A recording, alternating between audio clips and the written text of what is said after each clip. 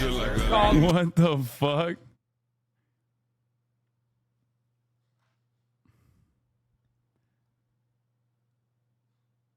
Damn, that it actually makes you look cool. Let's go. I see a good edit. I like it. That's how it works. Boy is always fun. Yeah, I went through this because I thought this was the one I appeared in, but I don't think it's the one I appeared in.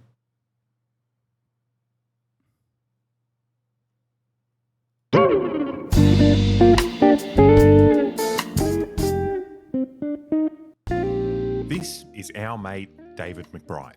Now, it might look like he's having fun, but sadly, this is our last shower together as best friends, because David here is going to prison for life. He's what you'd call a whistleblower.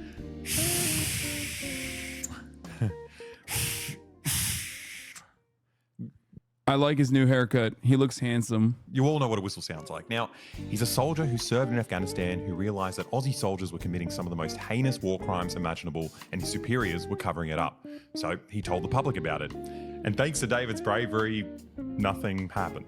Nothing. All the war criminals and generals are free, all the politicians are free.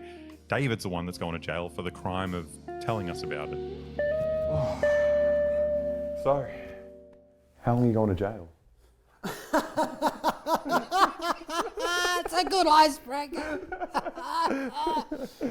Yeah, well, I don't know. It could be the rest of my life. So that brings things into a sharp focus, because you kind of think this could be the last time I go to Bondi Beach, last time I watch a movie, last time I play PlayStation. You want to come up? Oh. If I go inside, I want to. Oh yeah, I saw this. I saw Mr. Mauled. It sucks that pay part of their college tuition sounds like one of the most empty statements ever. Did he make $50,000 or $20,000? I paid off my student loans with the earnings from my Hasan the Hun Clips channel. Stay mad. Dude, they're literally getting mad at people making... Dude. I love when... And it's not even one guy. There's like many others, right? And they're so fucking butthurt. Thanks for posting my W, Mr. Divorcelli. Can you give a dollar amount? It's like, bro, I didn't find him. He found me. He came up to me and said, oh, I paid off my fucking tuition with the earnings that I got. That's so fucking funny, dude.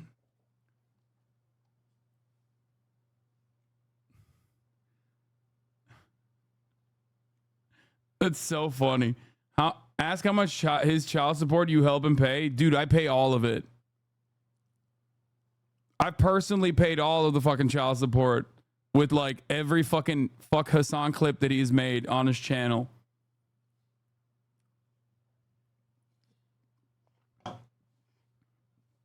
I'm over here paying for 2 divorces, dude.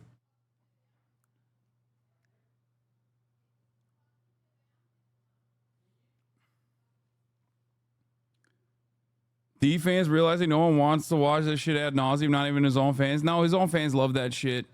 I mean, they watch me more than they watch him probably, but you know. Yes, you wasted your time in school to have 2 pieces of paper you don't do anything with, suckle off a man child, but we are quite upset. 2, who's the second one? Daily Dose of HASANABI.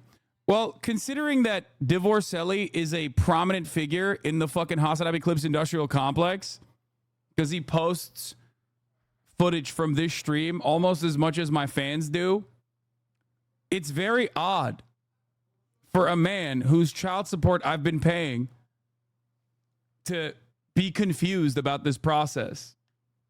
You know what I mean? He knows better than anybody else. Look at Grafton's bio. This guy? Professional Pokemon player? Oh, that's cute.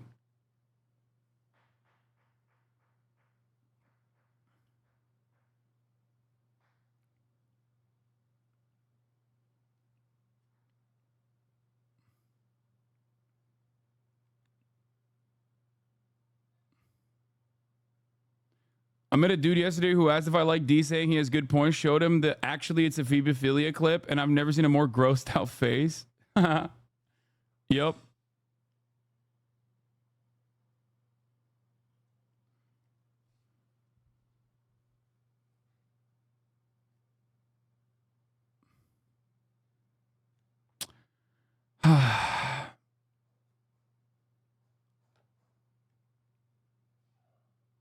True whistleblower story.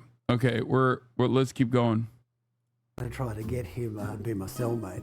We got to get him to whistleblow. The drug dogs. You can whistleblow with drug dogs. False positives. On purpose. You could infiltrate the drug dogs. Now, to understand how David got into this position, we've got to understand what brought him to Afghanistan and what brought anyone to Afghanistan. And to do that, we need to go back to the 70s when Afghanistan was really cool.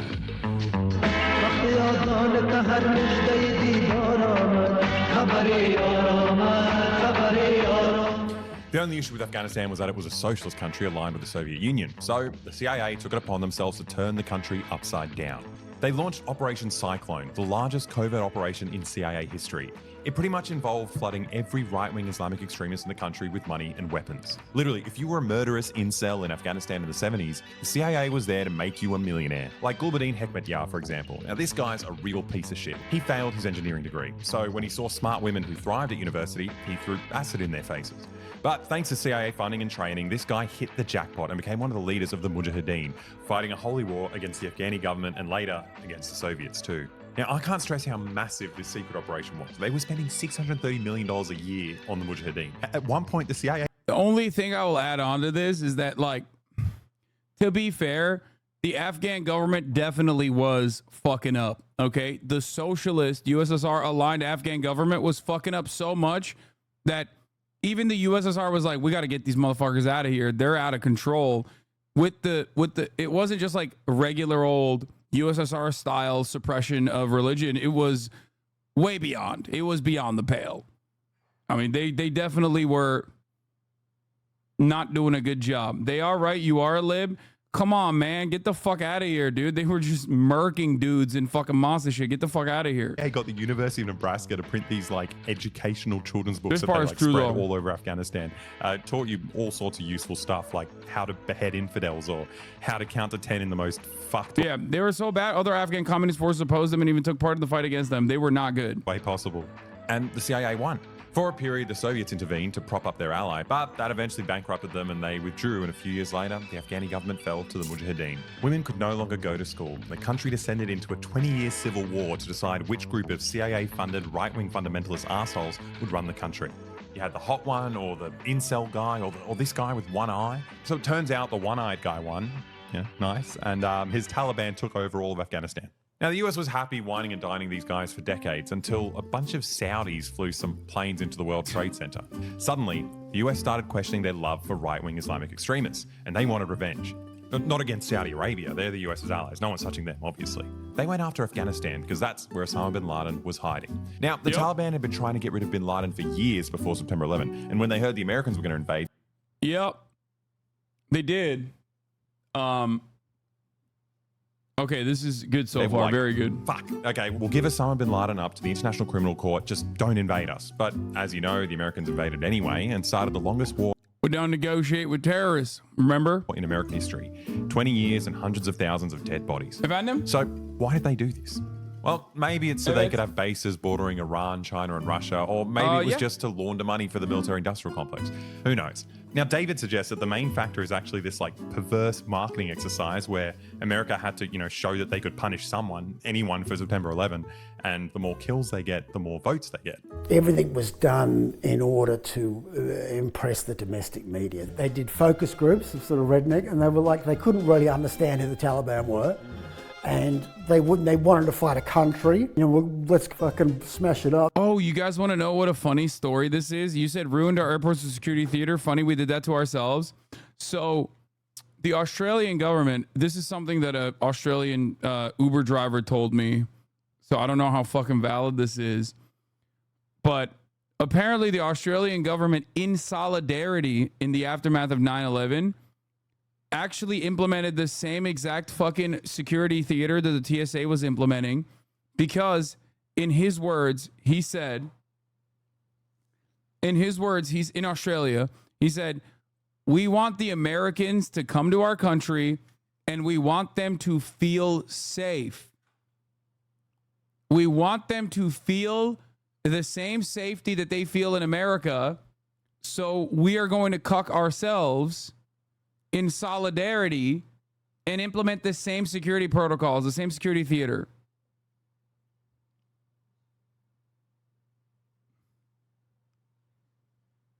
That's fucked. Also, hi, Mom. I'm on a HASANABI stream. Why are you talking to a taxi driver about 9/11? I forget why we were having that conversation. You know, they probably would have had a better result if they. Not true. Australia doesn't have TSA like security theater on domestic flights. You can go through the gate as a non-passenger. First of all, you're talking to someone who literally did go through a TSA like security theater now, but for a domestic flight between Sydney and Melbourne, not that long ago, mate.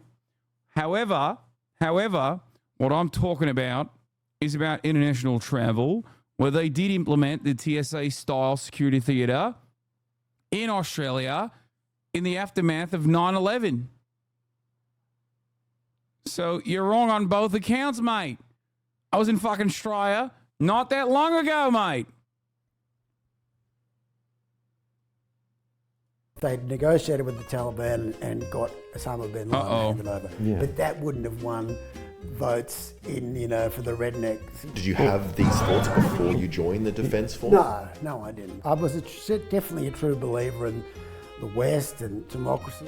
So David actually thought he was sacrificing his life to fight terrorists. And this wasn't his first time. He's been a decorated soldier for a while, but this time was different. He decided to use his law degree in what he thought was a fight for democracy. He enlisted as a military lawyer for the Australian Special Forces, the SAS. His job was to make sure his soldiers were following the rule of law. When they're dropping bombs on people, you've got to make sure that everything, the boxes are ticked. And it might be an in-house lawyer in a company that kills people, I guess. But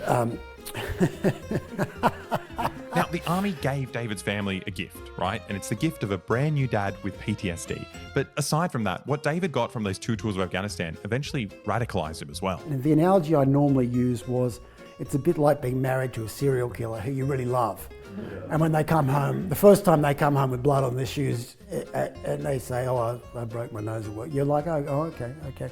Second or third time and there's piles appearing in the garden. And it's not till you have something concrete to say they're meant to be in Cincinnati and you knew that they were in New York when the murder occurred, that you suddenly, all those other things fit together. Now, over time, little by little, all these dodgy reports kept piling up on David's desk, and they looked like pretty heinous war crimes, but his superiors kept ignoring them. I saw a lot of suspicious reports. The military investigator signed off on it and said no problem, nothing to see here now. But there were some really horrific things in there that David couldn't ignore, like the exploits of Australia's most decorated soldier, Ben Roberts-Smith. Back in 2006, in Ben Roberts-Smith's sort of first major medal, he'd shot like a 10-year-old boy unarmed, and other SAS people said, what the fuck are you doing? And they were meant to be hidden away in a silent, unseen overwatch. And he gave his position away by killing this guy that the other SAS soldiers said was just a shepherd boy minding his own business. And then other people came out, probably villagers of the town, and they shot all them as well. And he got a medal for it. And when the Defence Force gave him a medal, they said, they turned the one shepherd boy into a Taliban militia force trying to outflank the SAS position. Now, that Ben Roberts-Smith didn't write that. The Defence Department wrote that. Right, to cover because to make him the hero, because they wanted to sell the war. Good-looking guy. He was good in a press conference. Now, to properly understand why these cover-ups were happening, we've got to understand what was going on the ground in Afghanistan when David joined in 2012. Osama bin Laden was dead, and so was their whole reason for being in Afghanistan, right? The army had no strategic goal, and everything they tried to do seemed impossible. Like, every person they killed was replaced by 3 more Afghanis who were rightfully furious that this foreign invader murdered their family. And if you weren't joining the Taliban resistance, you were at the mercy of the local warlords we put in power, who were pretty much similar to the Taliban, except they had the added bonus of also being pedophiles, but they were on our side, so, who cares, right? The important thing is the military knew the war was unwinnable. I knew something was up when we kept on saying, we'll win the war next year. But we said that the year before. And they were saying that because that's what the politicians wanted to hear. They wanted to hear, and everyone got promoted and you put up PowerPoints saying, we're just on the cusp of victory. They had a plan, but it wasn't really to win the war. It was to win the By the way, for those of you who don't know, when he's talking about a guy who ticks off war crimes, who like checks a box to say that these war crimes are actually good, that was literally Ron DeSantis' job in the Navy. That is precisely what he did. That is literally what Meatball Ron did. 2004 presidential election, drop bombs on people in turbans, get kill counts, and make it look like this is how we treat America's enemies. Nobody lost an election by sending more troops. I'm announcing today additional American troop deployments to Afghanistan. It is in our vital national interest to send an additional 30,000 U.S. troops to Afghanistan. This was The a surge, threat baby. driven by The market, surge. a never-ending string of random fabricated victories, enemy deaths that we were led to believe would bring us closer to some undefined goal, but everyone in power knew nothing would ever be achieved. The war was unwinnable. But this had effects on the ground. Like, once they realized that the war was all about marketing and every mistake, no matter how horrendous, would become a victory, the military establishment realized that anything goes. We just thought the law was a joke. We had become a sort of a lawless organisation where anything went. Whatever the PR people wanted for the day was what happened. Now, there was one law we never broke, though. And it's the law that says Uncle Sam is always right. You see, to understand Australia's role in the war in Afghanistan, you have to understand that September 11th didn't happen in Sydney. Well, I mean, it did happen. It happened right after the 10th, but it was just another day here, right? We were only in Afghanistan because we like to follow the Americans when they invade other countries. The Chief of the Defence Force even said it. We are only in Afghanistan to make the Americans happy. Anything the Americans wanted us to do, we did. With an almost shameless excitement, without really thinking about whether we could do it. As you might know from our Pine Gap video, we once had a leader that stood up to the Americans, and the Americans removed him from power. Since then, every Aussie government has tried their best to prove that they're a trustworthy lackey in America's empire, and Afghanistan was our time to shine. Now, the Americans had a problem, right? They needed higher kill counts for their domestic audience, but their special forces were already under a bit of scrutiny for war crimes. But their little Aussie lapdogs were much less relevant. No one cares what we get up to in Afghanistan. And even if they did catch us talking about our heinous war crimes, no one could really understand our stupid accents anyway. So the Americans delegated their dodgiest killings to us through something called JPEL, Joint Priority Effects List. Now, this list was full of kill capture targets, but we decided to read them just as kill targets because it's much, much easier than capturing someone. And sometimes you've got to kill a bunch of extra people on top of that because, you're bored. Now, the Aussies got so good at these missions that we took over the territory given to the Dutch and the British and the Canadian forces, who were hesitant to do the things that needed to be done because it would be politically damaging if their people found out what they were doing. But we didn't give a shit. We just wanted to impress the Americans, so we became their most loyal executioners.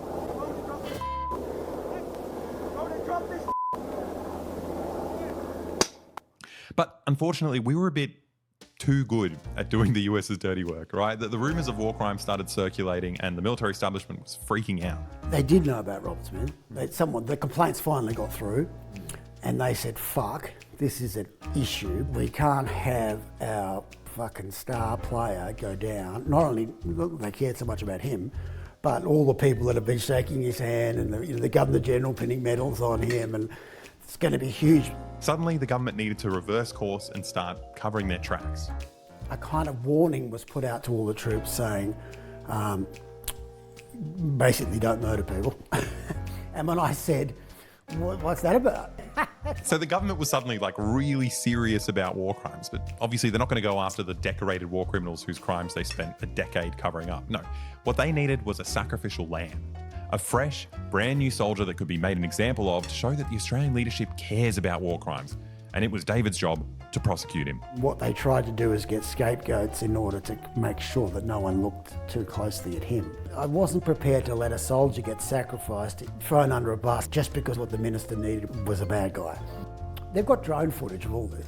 Yeah, and if they wanted to actually put people on trial, they'd use the drone footage.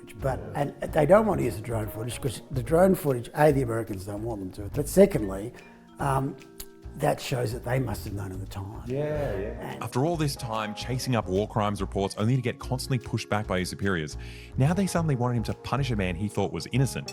And this was the final straw. David decided to start photocopying all the dodgy reports, all the proof of war crimes he could get a hold of, and all the evidence of this big cover-up, and leak it to a journalist at the prestigious state broadcaster, a guy called Dan Oakes from the ABC. Now, David was risking his life leaking this, and what the ABC ended up doing with it was unfortunate, right? Like, instead of a story of like corruption at the highest levels of government, they turned it into like a cultural issue. A story about how a group of bad boy soldiers had become desensitized and hyped each other up to murder innocent people. They basically painted it as bad soldiers, but they don't really ever point the finger at the leadership to say he didn't really do this on his own, in the sense that they promoted him, they never really looked into it, there were complaints.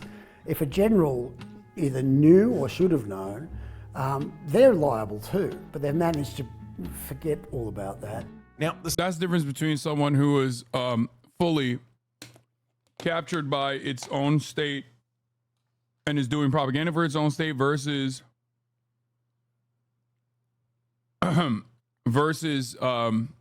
someone like, and I hate to bring his name up now because he sucks ass now, Glenn Greenwald.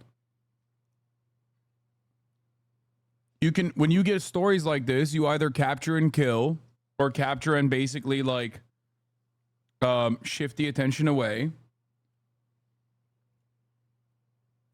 Or you take a story like this and you do decent journalism. Doing real journalism on a story like this requires bravery and requires you to basically give up on potentially having dreams of a higher position of power in media. But sometimes that can cause a lot of resentment in your eyes, especially when you see the way that the American media is glazed up as though they are doing heroic jobs in the Trump era. All the while you've been completely fucking, you've become a pariah basically. And then you end up listening to the Red Scare podcast too much and you become this weird fucking right-wing delusional weirdo. Even though Glenn is, I suspect, probably pretty decent on the issue of Palestine, as he has consistently been.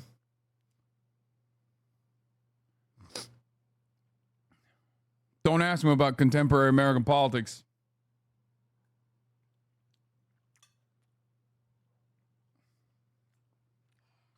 But this does not, of course, take away from all the good work that he did do.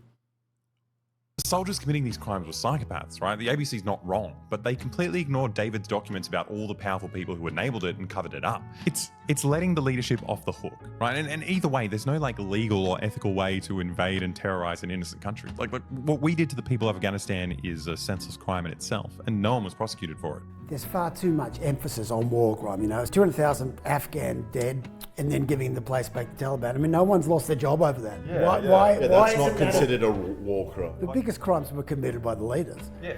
But unfortunately, the ABC went for the path of least resistance, right? They published a war crime story, which felt like a victory for the anti-war left, but they also exonerated all the leaders, which, you know, should have been a victory for the government. But the government didn't care how lightly the ABC tread, right? They collaborated with a whistleblower and they needed to be punished. So the government did what any democracy does in this situation.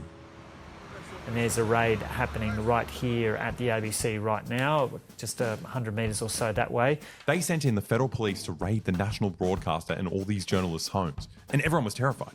Once the federal agents walked out of the building, even the news reporter who was meant to be covering it sounded like a 12-year-old trying to make small talk with his girlfriend's dad. Was there anything wrong there?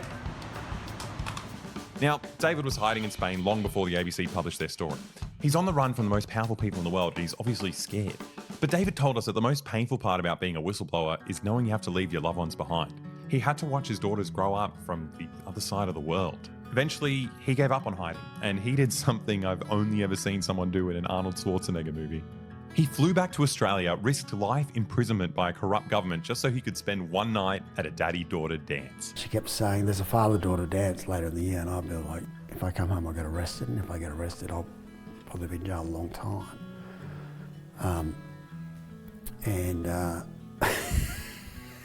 She just said, I want you to come back for the dance. And I could tell when I spoke to I could tell it was just silent. And I could just tell she was silently crying on the end of the phone. And I was like, oh, no father can handle it. So David came back to Australia.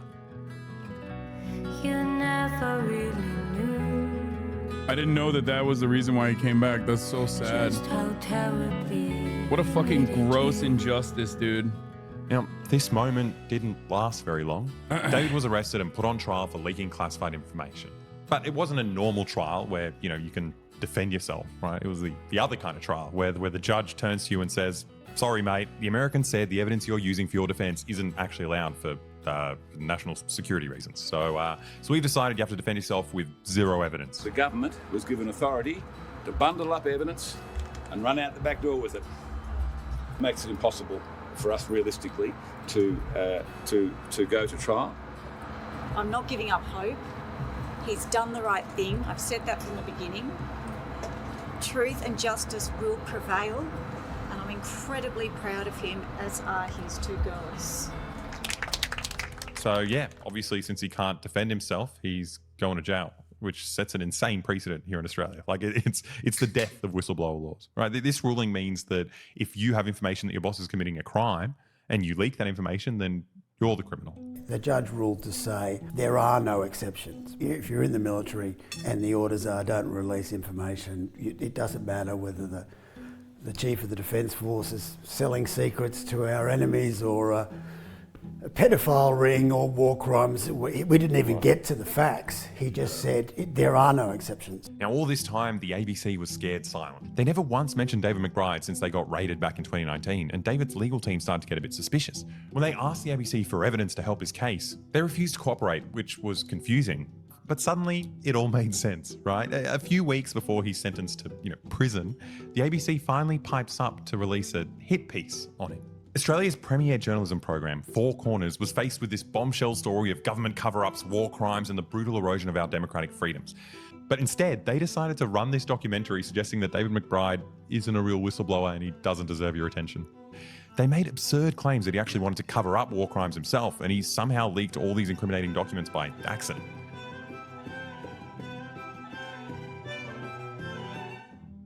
They pointed at the fact that, among all the evidence of war crimes that he gave them, there was that one soldier that he thought was improperly prosecuted and used as a smokescreen. And David wanted to protect this guy. And this was enough for the ABC to smear him and turn his whole story into like the only whistleblower in the world who leaked war crimes because he really wanted to. Australia is really as corrupt as the US. It's even worse. It's worse because they're corrupt because they're cucked. Like, think about that. You are prosecuting and arresting your own fucking veteran who did a phenomenally brave act specifically because America said so. It's so bad. It really isn't. It doesn't get worse in the US. I mean, yeah, of course it doesn't get worse than the US. It's just that it makes it even worse because, it makes it even worse in the eyes of Australians. It should, because they're doing it specifically for motherfucking American interests.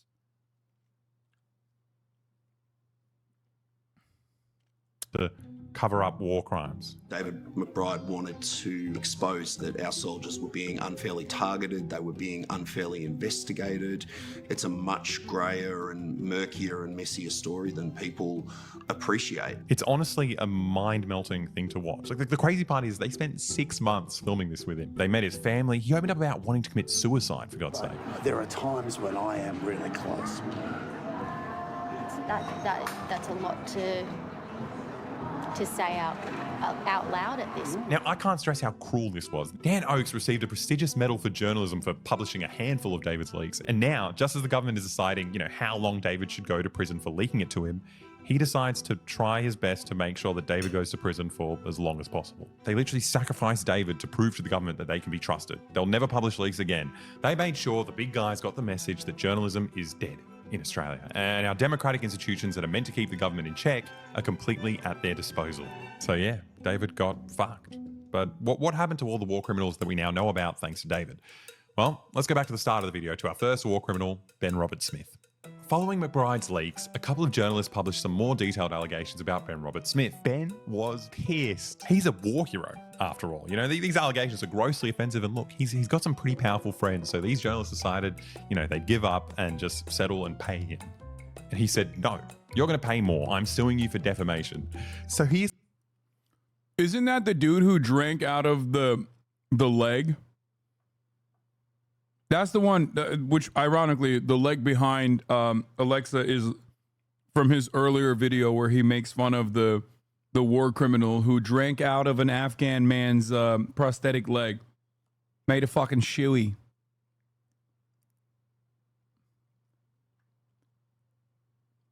Just think about that. Like, not a... essentially forced these journalists to prove these allegations in court. So they found all these witnesses and evidence, and what they ended up proving in the defamation case was so much worse than the initial allegations. It's the most insane stuff you've ever heard. Like stories about him grabbing a little Afghani kid and blowing his brains out and then telling his fellow soldiers, this was the most beautiful thing I ever saw. Or the time he executed a disabled man and then took his prosthetic leg and kept it as a trophy, and now he just takes it around to parties so him and his soldier buddies can drink beer out of it. So this isn't just a war crime. This is the kind of demonic shit you'd only see in like a fantasy novel. This is orc behavior. What about their legs? They don't need those. He's shown us exactly the kind of demons we create when we invade and brutalize a third world country for 20 years without any accountability. Now, the funny part is no one had to know about Ben's crimes. Like all the big guys had his back, all the politicians and the oligarchs and the generals, they were all there vouching for him. He just had to shut the fuck up and live his life. But he decided to spend $40 million trying to force a court to prove that he's the vilest piece of shit in Australia. Like this astronomical cell phone would be hilarious if it wasn't for the fact that after that, nothing happened. There were no consequences. He wasn't punished. He gets to live a normal life. Like, whoopsie, everyone makes mistakes. Run along now, Ben. This psychopathic orc is free to just roam around my city, and then every time I leave my house, I risk bumping into him in his freaky little pants. No one's threatening to put him in jail for what he did. You know, the only person who's going to jail is the one who told us about all this. Our mate, David. This is David's last week of freedom. Our last chance to hang out. After that, the next few decades of his life are meant to set an example to anyone in the future who dares to defy our government and our role in America's wars. It's not so much about the last war. It's about the next war. And this is why I think the Americans are so worried about it. They need to know people in Australia are not going to blurt out our secrets. Like another sort of Gulf of Tonkin incident around Taiwan, where they say, oh, the Chinese have fucking shelled us. We need to all go to war over something which never really happened. That's what I worry about. Unless we break that cycle where we don't just say, yes, Minister, all the time. If nothing else, you've got your soldiers' welfare to think about. Oh, dude, Australia 100%. Australia is one of the most cucked America nations out there. Oh. Any kind of anti-Chinese activity, they're going to be the fucking tip of the spear, okay?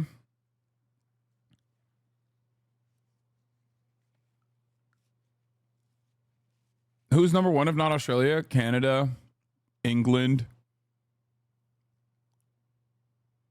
All of the other, Five Eyes, all the Five Eyes countries are like this. Yeah. Australian media has been, Australia fucking absolutely loves, the Australian media loves potential war with China, which is hilarious because, like, it's basically, like, as far as capital interest goes, it is hyper reliant on China. Which makes it really funny when you think about it. When they're like, yeah, I can't wait to fucking go to war with China, which owns our country.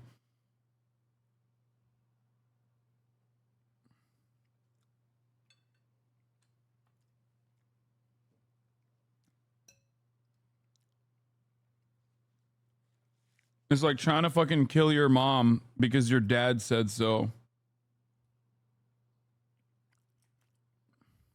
Just fucking send them to their deaths or just fuck them over. You don't do it just because for some political dickhead wants to boost their popularity. So if you care about any of this, right, go to David's GoFundMe and chip in to his legal fund. With your help, he'll have the money to keep appealing his sentence, and maybe we can make his life a little less brutal.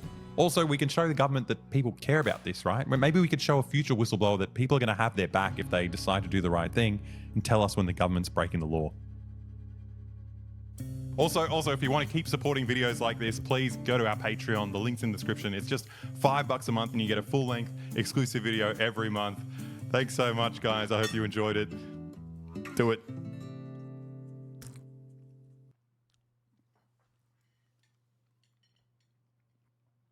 Phenomenal video. An absolute banger. My goats.